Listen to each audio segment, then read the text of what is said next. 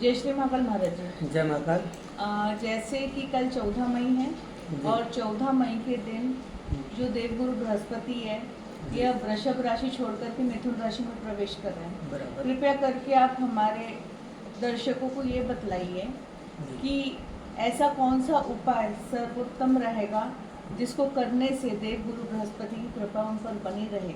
बहुत अच्छा प्रश्न है और प्रत्येक जातक के लिए बहुत आवश्यक है, क्योंकि जिस पर देवगुरु बृहस्पति की कृपा है, मान लीजिए कि उसके जीवन में मान है, उसके जीवन में सम्मान है, सुख है, शांति है और समृद्धि है। ये इन सब के कारक हैं। व्यक्ति में एक गुरुता प्रदान करते हैं, व्यक्ति को उसको गुरु बनाते हैं। एक शिक्षक है तो उस पर निश्चित रूप से बृहस्पति की कृपा है। कोई विद्वान है, कोई संत हैं, कोई सामाजिक प्रतिष्ठित हैं और जिनकी वाणी पर प्रत्येक व्यक्ति पर जिनकी वाणी का प्रभाव पड़ता है, अगर ऐसा कोई व्यक्ति है तो निश्चित रूप से देवगुरु बृहस्पति की बहुत बड़ी उस पर कृपा है। और अगर किसी की कुंडली में केंद्र में बृहस्पति आ जाए फिर तो उसका कहना ही क्या है, उसके बारे न्यारे हो जाते हैं। तो कुल मिलाकर के वे अपने शत्रु की राशि में से शुक्र की राशि वृष से निकल करके प्रवेश कर रहे हैं। कल 14 मई को रात्रि 11:20 पर मिथुन राशि में। बुध की राशि है और बुध जो है वो वाणी के कारक हैं, बुद्धि के कारक हैं और व्यापार के कारक हैं। आप कोशिश करके देखें इस बात को कि एक बुद्धि के कारक हैं और एक ज्ञान के कारक हैं, ठीक है कि नहीं।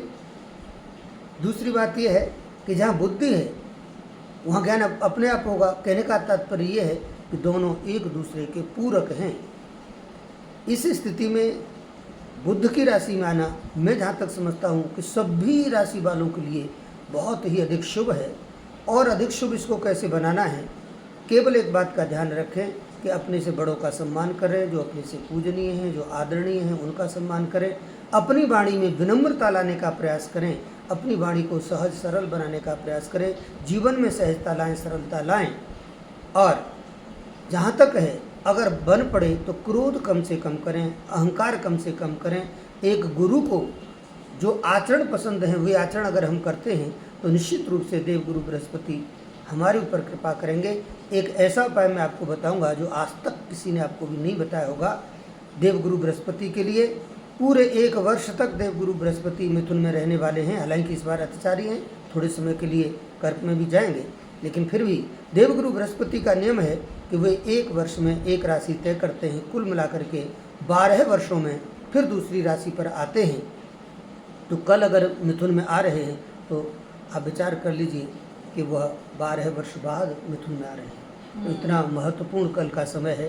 तो मैं आपको बता दूं कि देवगुरु बृहस्पति की कृपा प्राप्त करने के लिए आप सभी जातक कल स्नान करें और स्नान करते समय अपने स्नान का जो जल है उसमें एक ढक्कन हल्दी का पाउडर, 1 चम्मच हल्दी का पाउडर अवश्य डालें। हल्दी के जल से आप स्नान करें। स्नान आदि करने के बाद आप अपने घर में ही एक चौकी पर अगर पीला कपड़ा बांध सकते हैं तो पीला कपड़ा बांधें। उस पर भगवान विष्णु का फोटो रखें और एक प्लेट में, अगर तांबे की प्लेट आपके पास हो तो बहुत ही अच्छा है, उसमें एक हल्दी का स्वस्तिक बनाएं। हल्दी में थोड़ा सा जल डाल करके उसको गीला करें, हल्दी का स्वस्तिक बनाएं। ओम ब्रीं बृहस्पतये नमः, इस मंत्र का आप पाठ करते जाएं, मन ही मन में जप करते जाएं और उसके ऊपर एक घी का दीपक जलाएं। फिर उस पर पीले चावल चढ़ाएं और पीले पुष्प चढ़ाएं। भगवान विष्णु को आप पीली वस्तु का भोग लगाएं। पीली वस्तु के फल हो सकते हैं, जैसे आप पीली वस्तु मतलब पीले फल, जैसे आम है, हाँ पपीता है, खरबूजा भी हो सकता है, वो अंदर से मान लीजिए पीला होता है। केले हो सकते हैं सबसे बढ़िया। और अगर आपने केले का पत्ता भी नीचे रख दिया उस प्लेट के तो कहना ही क्या है, क्योंकि आम का सीजन है, चल रहा है हमारा। हाँ तो एक आड़ू आ रहे हैं। हाँ, केला का जो पत्ता होता है वो हरा होता है। बुध है, बुध की राशि है तो वो हरा है। तो अगर आप केले के पत्ते को भी प्लेट के नीचे रखते हैं तो मुझे लगता है बहुत ज़्यादा शुभ आपके लिए हो जाएगा। बहुत सुंदर संयोग या युति हो रही है अपने आप में, तो उसका लाभ भी आपको मिलेगा।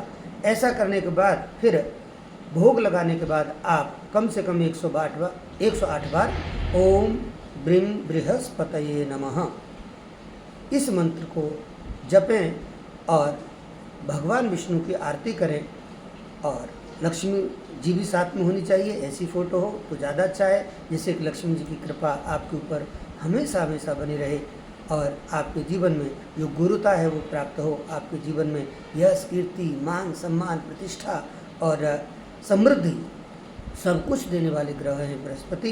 तो ये सब आपको प्राप्त हो, ऐसी मैं बृहस्पति देव से प्रार्थना करता हूँ, भगवान विष्णु से प्रार्थना करता हूँ। तो कल के दिन ये बहुत ही एक अद्वितीय प्रयोग जिसे आप पहली बार सुन रहे हैं, ये स्वस्तिक प्रयोग है। स्वस्तिक एस्ट्रोलॉजी में आपको मैंने पहली बार आप बताया है, आप इसको करें और अपने जीवन में सुखी हों, ऐसी आप सबके लिए मेरी शुभकामनाएं। जय श्री महाकाल। धन्यवाद महाराज जी, आपने बहुत ही सरल उपाय बताया है हमारे दर्शकों के लिए। और फिर हम पुनः एक और विषय के साथ लौटेंगे। जब तक के लिए आप सभी को जय श्री महाकाल।